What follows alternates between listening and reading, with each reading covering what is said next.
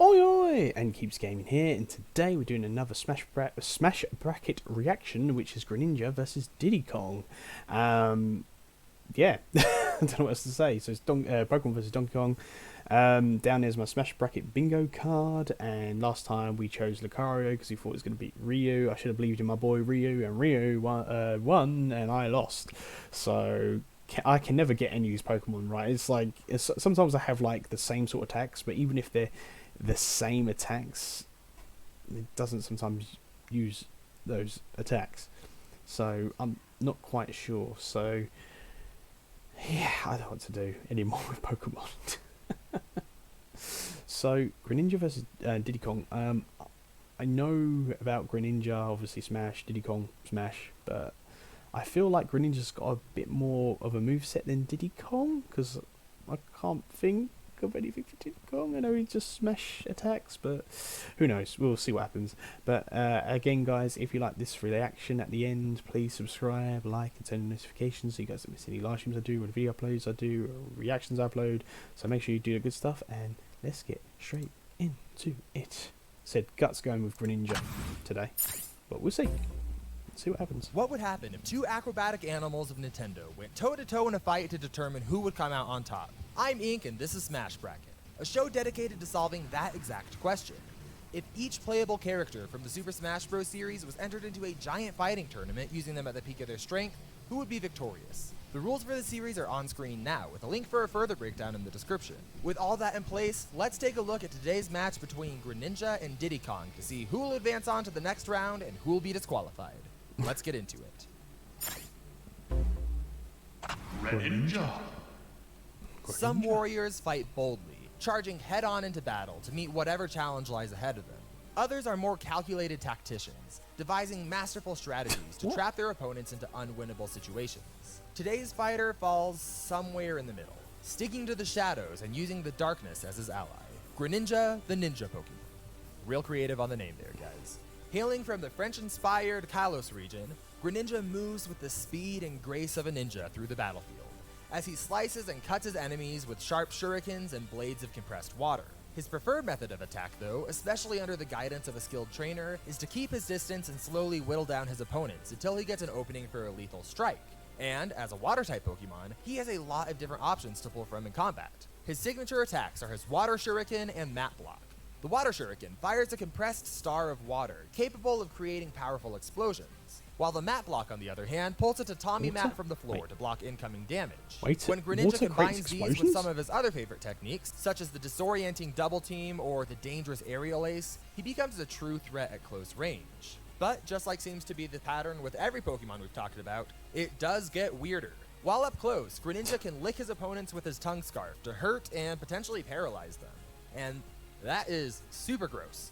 But he can also use his power-up punch to raise his attack stat, punch with Ice Punch to potentially freeze his opponents, or squeeze him nice and tight with Grass Knot. As we said earlier, Greninja thrives on the element of surprise, and he has a variety of moves to help him get the drop on his opponent, both figuratively and literally, with moves such as Rock Slide, which summons literal boulders to crush his opponents. But the true trickery from Greninja comes from when he sneaks behind his opponents with Shadow Sneak for a surprise attack, or somehow creates a pool of water to use on land for a dive attack. And while he's at it, he can also use moves like Thief to steal whatever his opponent's holding. But he's not just dangerous in close quarters. He can still do some serious damage while at range to his opponents. He has a variety of water-based moves, which come with a variety of effects that sound like they're being read straight out of a medical commercial. He can cause burning, confusion, and just generally slow his opponents down. If Greninja wants to let out some truly devastating power, though, he can use massive beams of energy like Hyper Beam or Hydro Pump, a massive stream of pulsating water that looks like me after drinking a big gulp from 7-Eleven. And he can push this water power even further with the item that he'll be holding for today's battle, Mystic Water, which increases the power of his water-type moves by 20%. But Greninja isn't all about attacking, though. On the more strategic side of things, Greninja can shroud his enemies in smoke, Right, 1 second. With all these items that the Pokemon are holding, I don't really see the difference if they didn't hold that item to increase their attack for, like, their attacks, like Greninja with this, I forgot what it's called, this item that increases water attacks. Would it make any difference if we didn't see that attached to Greninja? Just saying, because it could still be the thing, and we wouldn't even know that he's holding that item. You know, 'cause the water attacks could be exactly the same, but we wouldn't know if he'll be holding the item or not. The only item really that made any sort of difference was the Lucario versus Ryu fight when he had the mega. Let's say Mega Stone. It's not a Mega Stone. Is it Mega Stone? I don't know. It's been a while since I played X and Y, and I've only played it once, so I don't know. Please don't be horrible to me. But yeah, it doesn't seem like, how do we know that these attacks are increased? I guess we just have to assume. But I'm just saying, I'm not hating it or anything. I'm just saying, I guess we have to assume, or maybe the attacks wouldn't do as much damage if. Well, of course they wouldn't if it wasn't holding the item anyway. But that's one thing I just didn't get. How do we know? You could have just said he's not holding no items, or if it was a recovery item and he recovered over time, like, oh yeah, he's holding this item. But that's just a little bit of input from me. Doesn't mean anything. Just, yeah, we'll carry on. Illusory copies of himself, or even throw out toxic spikes that severely poison whoever they touch, and, unless cured, will kill their targets in a matter of seconds. Pokemon Poison is nothing to mess around with. Nope. Now, I've gone over a lot of different moves that Greninja can use, but he's no slouch even without these. He's strong enough to send heavy metal type Pokemon flying to the ground with a single kick, I'm gonna feel cut sorry through for Diddy stone Kong. with ease, and even fragment this giant block of ice which he was encased in. He's also durable enough to shrug off flamethrowers and survive this powerful Z move that resembles a black hole. And this thing was capable of tearing apart a boulder like it was nothing. But durability aside, Greninja is also extremely fast. One of his most impressive displays is seen here, where he cuts this log 8 times in a single frame. Or here, where he moves fast enough to make rain appear like it's slowed down. Now, strength, durability, and speed are all really standard things for versus battles, there's no surprises here. But perhaps one of Greninja's most subtle advantages is his combat experience. By the time a Greninja reaches max level, they've likely had hundreds if not thousands of one-on-one battles against a wide variety of opponents. These battles all require thinking on your feet and adapting to situations, and they add up to give Greninja a history full of defeating powerful and strange opponents, especially when under the guidance of a skilled trainer like he will be in today's battle. But even without trainers, through the shadows and rain, Greninja's always prepared with tricks up his sleeve to make sure that his opponents are only one strike away from their end. Now let's see how he compares to his opponent today, Diddy Kong. Okay, so before we talk about Diddy Kong, I just want to know what kind of text. Diddy Kong! I want to know. Wait, let's go back. How he compares to his opponent today, Diddy Kong. Okay, before we get started on Diddy Kong, I just want to know what kind of attacks. I don't think Diddy Kong's got a lot of fighting experience, to be quite honest. I might be wrong, but I just don't know what they're going to do with Diddy Kong. The only thing I've known him from was from the animated series. Is it animated? The 3D looking models. That's the only thing I've known him from. I don't know him from any games apart from I played a little bit of Donkey Kong Country 2, Diddy Kong's Quest, but it's just more jumping and running, really. I just don't know. We'll see. Anyway, I could be completely wrong. We'll just find out. Diddy Kong! On the calm shores of Congo Bongo Island is a cabin that houses 2 of Nintendo's most adventurous, spirited heroes. Most people will recognize Donkey Kong as the bigger, faster, and stronger of the two. But his long-established second half and nephew, Diddy Kong, often doesn't get the recognition that he deserves. Diddy Kong is one of the most musical and happy primates you'll ever meet. He has the most nimble and agile member of the Kong family. Sorry, it's Diddy late has here, I'm been a tired. key player in defeating the evil King K. Rool and his army of Kremlings time after time. As a monkey, or chimp? Okay. He's been described by his designer as a chimpney. Of course, how could I forget? As a chimpney, most of Diddy Kong's fighting experience is in the jungle and countryside near his home. He's fought through the tropics, underwater, and through volcanoes alongside his lifelong friends, the Kong family. Despite typically adventuring with these friends, though, Diddy Kong is more than capable of holding his own in combat. Not only has he But fought how? his way through hordes of enemies in the jungles, but he's also strong enough to shatter huge blocks of stone and ice with a swing from his hammer. Okay. But perhaps his most surprising strength of all comes from his most trusted weapon, peanuts. No, seriously, Diddy Kong carries around a gun specifically designed to shoot out peanuts called the Peanut Pop Gun. And for firing a ballpark snack, these things are capable of some serious damage. Not only can they match the swing of his hammer's power by destroying blocks, but they can also cause miniature earthquakes by being fired into the ground and destroying pirate ships with the shockwaves of sound from them being fired. And these things are dang fast too. They shoot out at around 70 miles per hour, which is faster than the speed limit of most areas for cars in the United States. Fast peanuts aside though, Diddy's able to take advantage of this projectile power with some surprising mobility.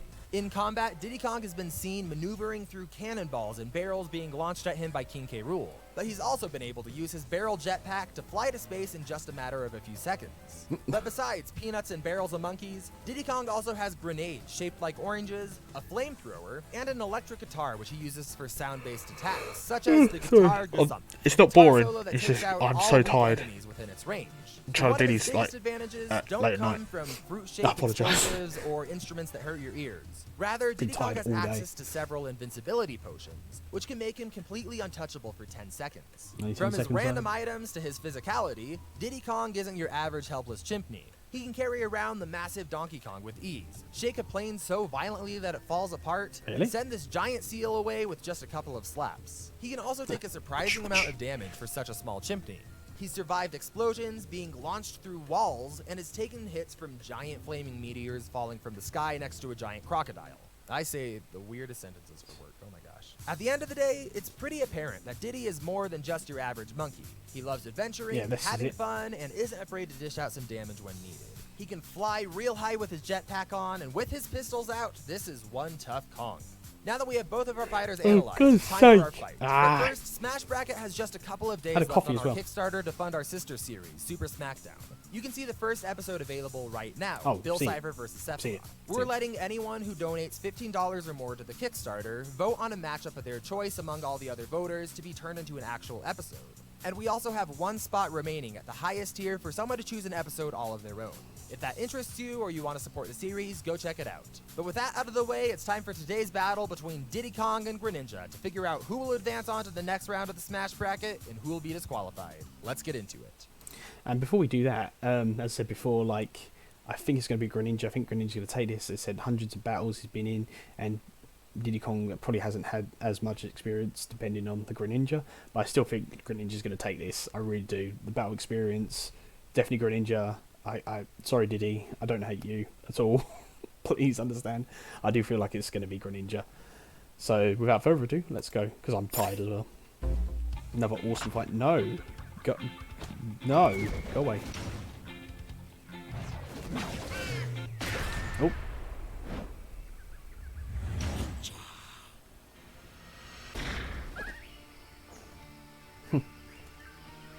It's like, where'd that come from? That's cool animation. Go!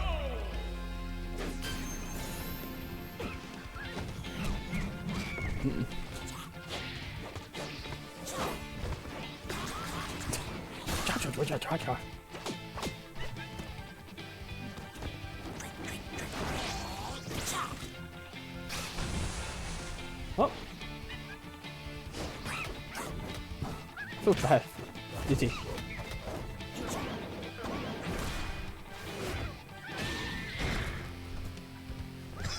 Oh, poisoned.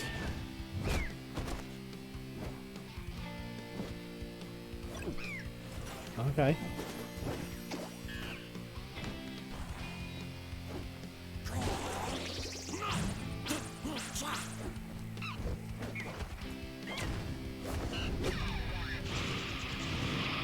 Okay.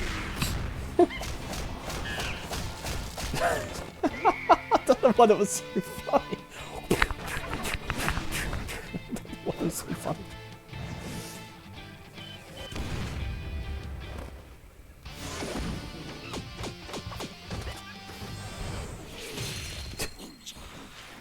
Crazy.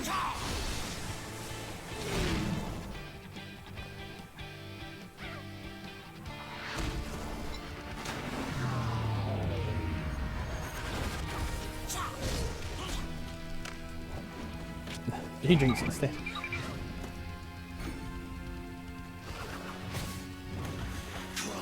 Ah.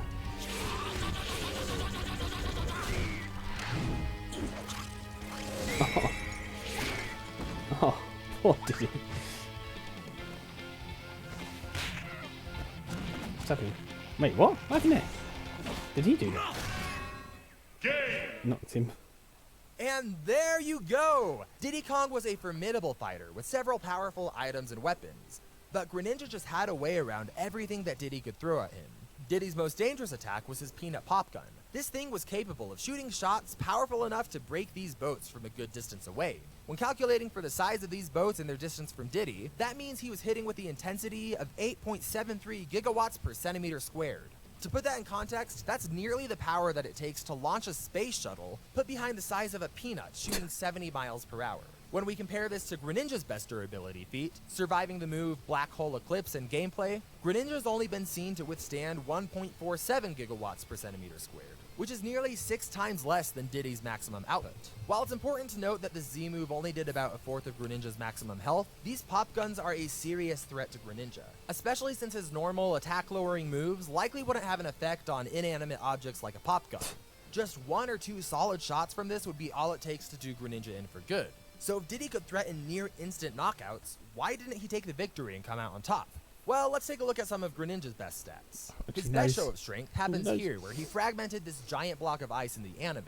By comparing the ice to Greninja's height, we can find that this required the attack intensity of about 125 megawatts per centimeter squared, which is way more power than even the most powerful engines in the world. And that's being put up against Diddy Kong's best durability feat, taking giant meteors to the face while fighting giant King K. Rool. By doing the numbers here, Diddy Kong is coming in at nearly 50 times less than what would be required to survive Greninja's strongest attack. Now, Diddy has been seen crashing into this asteroid-sized moon, which sends it falling to Earth and then bouncing back up.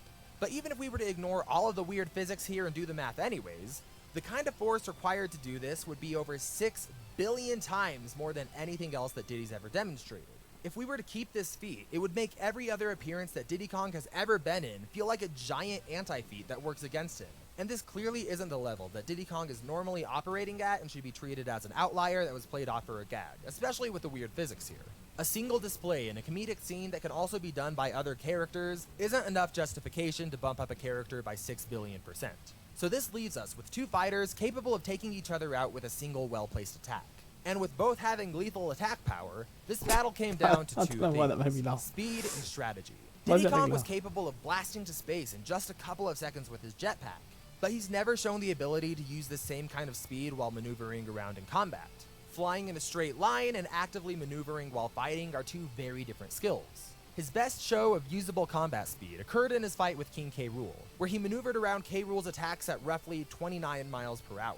Contrast this to Greninja, who is capable of slicing 8 times in a single frame, putting a striking speed at over 50 miles per hour.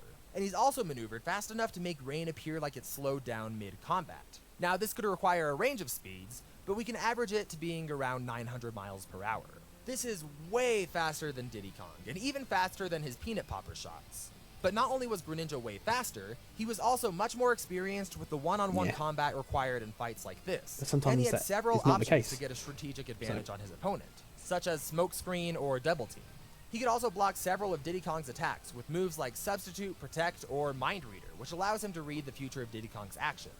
But all of this speed and strategy would be meaningless if he couldn't hit past Diddy Kong's invincibility. Unfortunately for Diddy, though, somebody do a gift for Greninja that, had the please. exact move that he needed, Thief, in order to take these items and use them for himself. Ultimately, this was a highly debatable fight, and it likely wouldn't play out the exact same way each time they competed. But due to Greninja's speed, experience, and unique abilities, we believe that he takes it a majority of the time. Greninja is the winner and will be moving on to the next round of the Smash Bracket. Next time on the Smash Bracket.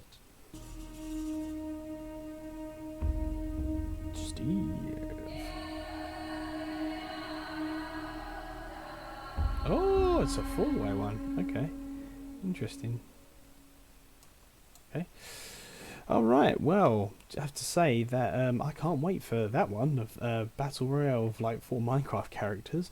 But anyway, let's get back to this one. So yeah, I thought that was the case with Greninja for some reason, but I just had that feeling like Diddy Kong. I didn't think he had enough experience. Yes, he's good at just jumping away and getting away from things, where Greninja actually can get away from things. He's stealthy, but then knows how to fight, where Diddy Kong didn't. I kind of knew that was the kind of the case, so that's why I was like, yeah, Greninja's definitely gonna win this one.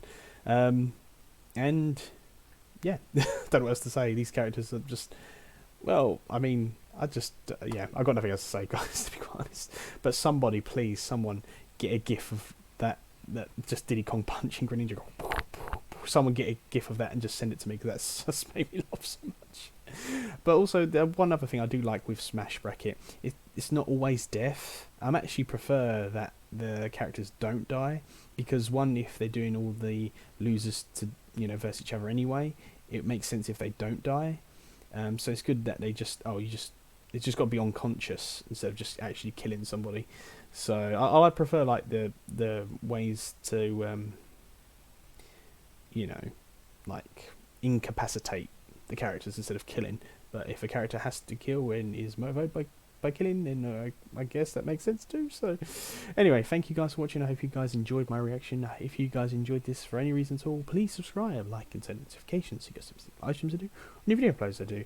And yeah, thank you again for Ink for, well, let me do this, but also doing it for you. I don't mind doing it for you, you know, just get Smash Bracket out there. Any little helps. This is the best I can do for now.